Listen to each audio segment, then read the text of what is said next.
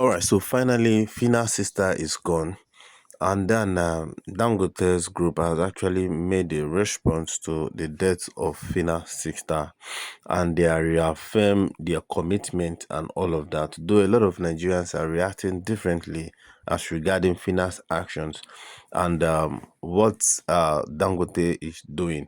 Anyway, I like us to watch this video and see people's reactions on what is trending on Arise TV, and then we'll be right back to analyze this. And again, Dave Umahi's swift response to a content creator who called the attention of the Minister of Works on dilapidating road in Edo State. I think I also love the swift reactions and his comment to even the content creator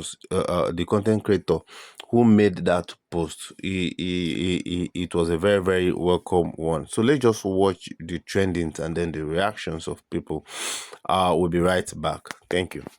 Phina, the winner of Big Brother Naija Season 7, has announced the death of her sister, Ruth Otagbo, who passed away following a trucking accident.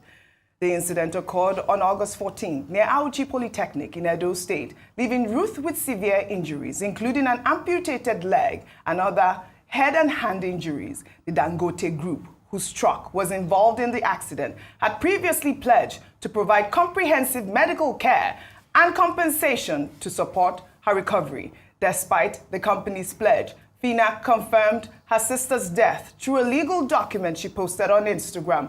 On Sunday, August 31st, the family has requested privacy to grieve and stated that funeral arrangements will be communicated to the public later. The Dangote Group has released a statement, and it reads, "We're deeply saddened by the passing of Ruth Otagbo, who was injured in the recent road incident involving one of our trucks in Auchi, Edo State.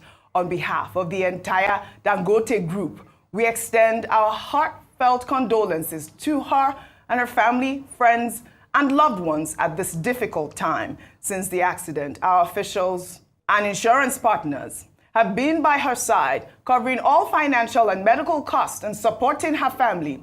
Arrangements had been made for her to be flown to India for advanced treatment, pending medical clearance from her doctors. Sadly, despite these efforts and Ruth's brave fight to live, we lost her today. At Dangote Group, safety, accountability, and compassion remain the core of our operations. We remain committed to strengthening our safety systems and supporting those affected in moments of tragedy. May God grant her mercy and eternal rest." This was signed by the management of Dangote Group yesterday. I received this statement. But this is such a heartbreaking story, Ayo. This story has been trending for weeks now, and the conversation is out there. But it's good to see that the Dangote Group has taken responsibility. They have been by her side. And Phina, I believe, said her sister has 2 children. I believe that the Dangote Group also have committed that they will take care of the family and hopefully the children as well. Ayo. Okay, so I'm really sad that this story ended this way. Yes. When Dangote Group took responsibility for her health care, following the campaign done by her sister, Phina, original name Josephina Otagbo, the Dangote Group had come out to respond saying that they were going to do everything within their power to ensure that they looked at her sister. Now, unfortunately, following that, even though they'd also come out to say that they're willing to take her to India to get her legs, at least to give her the best health care, she succumbed to the cold hands of death. And we mourn with their family. They are currently mourning, and they say that they want some privacy, at least to honor the dead. I think this throws more light around responsibility and the state of the people who are behind vehicles in our country. We have to look at what caused it in the first place. Young girl in Auchi, truck driver. There are concerns around whether or not his ability to, or whether he was supposed to be driving. Mm-hmm. A lot of these big organizations outsource these contracts to certain contractors who would present all the papers rightly. Well, because we live in such a corrupt society, some of these things are not accurate. Now, I do think that, and I'm glad that the Dangote Group has said that they're going to take measures to look after her children. I think that's the least they can do in this instance. They have been quite responsive, and I think that's a good point. But beyond being responsive, what we want to see is a prevention of similar incidents like this taking place on our road. It's not just the private organizations that have to take responsibility. I dare say the government has to take responsibility. The state of our road is nothing to write home about. Yes. We've often talked about regulation around trucks and vehicles, what time they're supposed to be on the road, affecting road regulations, speed limits, the roadworthiness of our vehicles. You know, the funny thing, they stop private car owners who have their cars in order. But these other truck drivers, some of them intoxicated, they don't regulate them. This is it. So these are some of the things that we want to see as a Yes. legacy to our, to the wonderful Miss Otabo. May her soul rest in peace. Absolutely. And comfort for her family as well. Well said, Ayo. Really, really sad incident. May her soul rest in peace. And, you know, speaking about the state of the roads in Nigeria, we'll take another story highlighting a video trending on social media showing the deplorable state of a section of the Lagos-Benin Expressway. The video was originally posted by content creator Kinosi on TikTok. In the video, the content creator was speaking directly to the Minister of Works, Dave Umahi.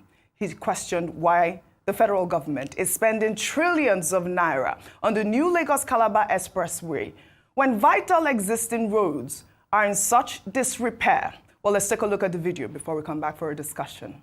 Currently, I'm standing on Benin Lagos Expressway, and where we are now is Isoko Camp. This is a bridge, a very short bridge, and this message is to the Minister of Works, Dave Umahi, the one that is building a road from Lagos-Calabar Highway, the road to nowhere. This place is currently shut down. This truck fell here, and there's no way. Look at this place. Vehicles are blocked. Look this way. They look at everywhere. Pack up. Now come see. Come this side.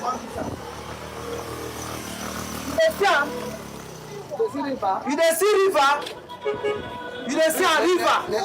Bridge oh, bridge oh. Come see this one. Come see the other side where the motor is. You dey see am? Dey show abi? This na expressway where we get minister. This is the kind of road, Lagos-Benin Expressway. Yet our minister dey do Lagos, where they call it, Calabar Highway. The road to nonsense. If you know the number of trailers where they here now trap, which means the economy of Nigeria is affected.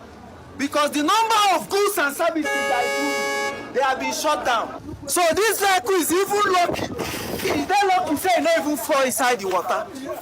And we have a Minister of Works wasting money saying Calabar Expressway. All right, Adefemi, this content creator has challenged the government's infrastructure priorities, echoing the frustrations of many Nigerians who face difficult travel conditions daily.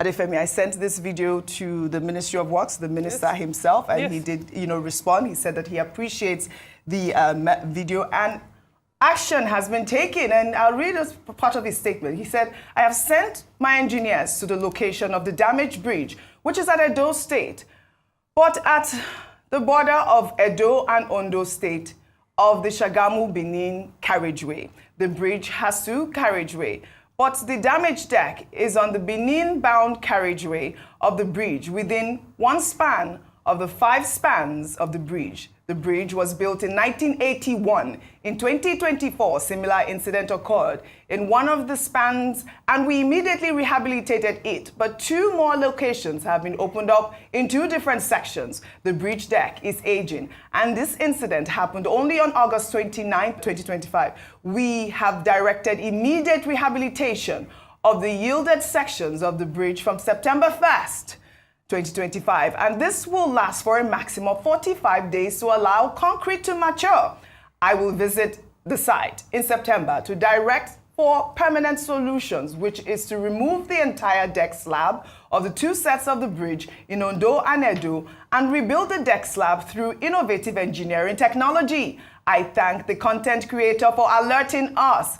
OG, please tell him that Mr. President is highly sensitive to the situation of our roads and bridges. He is intervening in over 30 bridges rehabilitation nationwide in 2025 alone, and this one will happen urgently. I apologize to all our brothers and sisters for inconveniences they have suffered or will suffer during the rehabilitation period. Meanwhile, we shall work with road safety personnel to maintain traffic on one carriageway of the bridge to reduce traffic jam over there. Please tell the content creator that the head of this minister is very active and working well. Remind him that Lagos-Calabar Coastal Road and other legacy projects Mr. President is constructing are more than road construction, but investment of estimable benefits to Nigeria. He is free to keep his opinion and watch the transformation of our divine president, even as great gains have happened, and he cannot deny it. However, extend my love to him. Nigeria, under President Tinubu, is on the rise again, and we thank God for our country under our dear president. Good response, and it was quite timely. I am glad that I was able to send that video over the weekend. And guess what? Immediate action already taken. Well, first and foremost, thank you. In all seriousness, thank you, Oji, because I think that as journalists, we bear responsibility to not only... Well, I'm very much happy that at least this time they can see the power of social media and how it is helping the common masses in this country. Thank God. Well, let's talk about Phina's case. If not for social media, that very dark man used to, make it public and started calling the attention of Dangote Group, it would have been very, very difficult for, a very swift response like the way we are having it. Now, everybody is trying to post on social media. Everybody is trying to make comment. Everybody is trying to, give an update as regarding every trending issues. Why? Because it was posted on social media. People have access to it. So it's just for the government that wants to start regulating and stop people from using social media platform. These are one of the benefits, and this has actually given the common man a voice where they have opinion, where they can easily air and showcase what is happening within their area and call the attention of the necessary agencies as it applies to what they were talking about. And then look at this particular one now. In fact, this not just calling Dave Umahi's attention to this, but I've also called the attention of the public as regarding the dilapidating state of that bridge. For people that are applying that place, that road, that route.